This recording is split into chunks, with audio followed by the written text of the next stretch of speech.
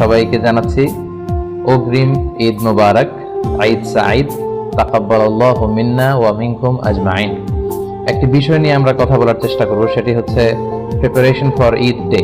তো এই ঈদের দিনে বিষ্ণু ঈসা ইসলাম এবং সাহাবারা কিভাবে প্রিপারেশন নিতেন, কি তারা আসলে করতেন, এই বিষয়ে আমরা আসলে জানার চেষ্টা করব। কিভাবে আল্লাহ ঈসা ইসলাম ঈদ পালন করতেন এবং কিভাবে সাহাবারা ঈদ পালন করতেন, এই বিষয়ে গণসচেতনতার জন্য আপনারা লাইভটি শেয়ার করবেন। মূল আলোচনায় চলে যাই। সম্মানিত সুধী, সিয়াম পালন করা বা বিষ্ণু ঈসা ইসলাম বলেছেন যে লিসাইমি ফারহাতান, ফারহাতুন ইনদা ফিত্রি ওয়া ফারহাতুন ইনদা লিকাই রাব্বি। যারা সিয়াম পালন করে তাদের জন্য দুটি আনন্দের বিষয়। এক হচ্ছে তারা যখন 29 দিন বা 30 দিন রোজা রেখে তারপরে শাওয়ালের 1 তারিখে যখন তারা খাবার গ্রহণের মধ্য দিয়ে ঈদ পালন করে, এটা একটা আনন্দ। আর দ্বিতীয় আনন্দ in the day of judgement, আখিরাতে সে আনন্দের জন্য আমরা অপেক্ষা করছি, সেটা হচ্ছে ইনদা লিকাই রাব্বি,